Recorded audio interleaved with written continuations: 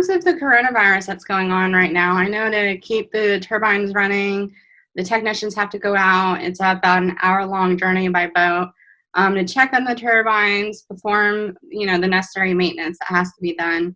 And they're in confined spaces in the boat. About how many technicians go out to do this job, and have they been able to manage the social distancing while doing this job? Yeah, so the wind turbines will run pretty much on their own without too much difficulty most of the time. But occasionally they will trip like any kind of mechanical system. And when that happens, you have to go to the machine to restart it. They also have a service requirement. So every year you have to do a certain service on the machine in order to ensure that it keeps running reliably. So we in order to keep the lights on and keep power running, we have to keep going to the machines. We can't stop doing that.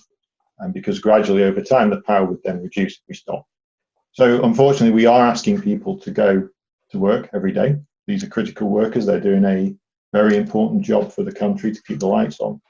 And in order to do that, they have to, as you said, they have to go together in boats, and they have to work inside a wind turbine, which is a relatively confined environment. So we spent an awful lot of time looking. When we talk about technicians, it's not just technicians, it's also about the people that drive the boats, boat crews, and it's people that do all kinds of different jobs offshore, all of which still have to be done, even in this environment.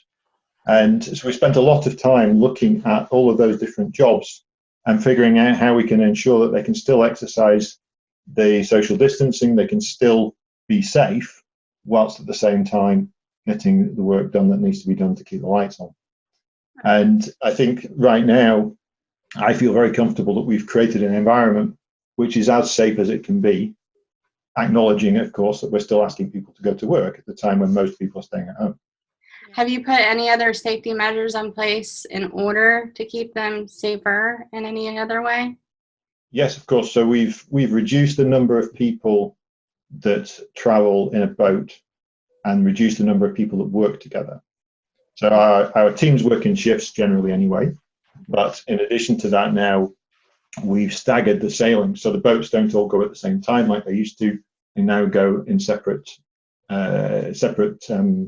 journeys.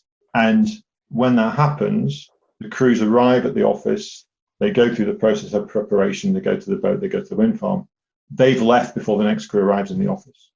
So we're separating them so that they don't mix with each other. And that way, obviously, reducing the number of people they interact with. Obviously, we don't have anybody in the office. None of our office team are there. They're all working from home. So that, again, reduces the number of people they interact with. And we keep the crews together. So they don't interact. The crew doesn't change and evolve. It stays the same. So it's like having two separate families. You have your family at home, which you're isolating with, and then you have your family at work, which you're isolating with. And by doing that, we're reducing the amount of contact that they're having with other people, and therefore reducing the possibility of transmission at work. We also, of course, are taking precautions on the vessels themselves. And so, as I said, we've reduced the number of people on a vessel, so that allows them to sit further apart. And we've also put various measures into the vessel, like some plastic sheeting. They wear masks, things like that, to improve the isolation whilst they're traveling. Oh, okay, so they also use the mask and they use gloves as well, and just to also keep themselves safe. That's right. And the boat crews are doing a fantastic job of delivering the service that they have to deliver, which is obviously to take people to the wind turbines, ensuring that that distancing is taking place, but also cleaning the boats. And they spend a huge amount of time cleaning the boats every day, which is additional work that we never used to do, but the boat crews are doing that now as a part of their role to try and ensure that we keep the boats as clean as possible and ensure there's no risk of transmission. Have any of the technicians been required to take like a viral test or antibody test, to test for the coronavirus while they've been on the job, or off the job, I should say, either? No, so we've obviously spent a lot of time looking at what's going on around testing, and we're very concerned that we use testing where it can be effective. One of the things that has become clear is even the very best antiviral tests, even the ones they're talking about today, they don't tell you that you can't catch it. They tell you maybe that you've had it, which is might be interesting, but actually doesn't help, because what we need to know is the individual getting onto the boat does not have it and cannot transmit it to his friends. That's the key point, right? And so the antiviral test actually doesn't tell you that. So that's why we're not using it right now. There is, of course, a much more powerful test, which is the swab test, which tells you if you've got it already. And that test takes 3 or 4 days, and you can only get that test if you have symptoms. So what we're saying at the moment is if you feel unwell in any way, you can go and get that test. And obviously, while you're getting that test, you'll be isolated until we get the result.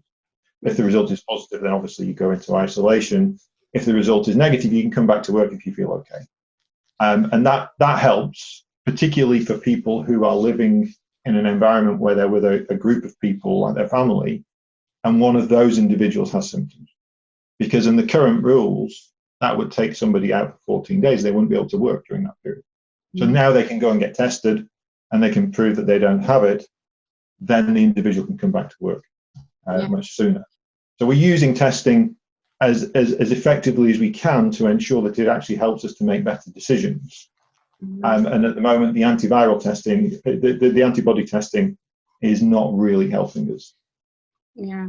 Have you lost some workers from like having to go and stay in isolation at all, or has everybody been? So we've had, I think 4 people so far that have expressed concern that they have symptoms, and those people have been tested and found to be the result was negative, so they were okay. So we haven't actually had anybody that's actually confirmed to have had the disease. Do you have like a specific encouraging message for your turbine technicians that are working during this coronavirus pandemic? You know, they've heard this message an awful lot, but you know, as it says on my shirt, London Array produces 2% of the UK's electricity. It produces electricity for 500,000 homes. You know, what we're doing is absolutely critical to keep the lights on for the country. And, you know, I know that for me, sitting here in my house, it's very easy to say, but we rely entirely on those people to go to work every day and do their job. And so far, they have done a fantastic job. And I want to call out specifically, you know, the companies that we work with, Windcat, Siemens, James Fisher, EDS, RMI, and a bunch of others like Worley, who, you know, normally you don't hear about these companies because they just take care of business. But today, all those individuals are going to work despite the fact that this is a very difficult environment. And I want to say thank you for that.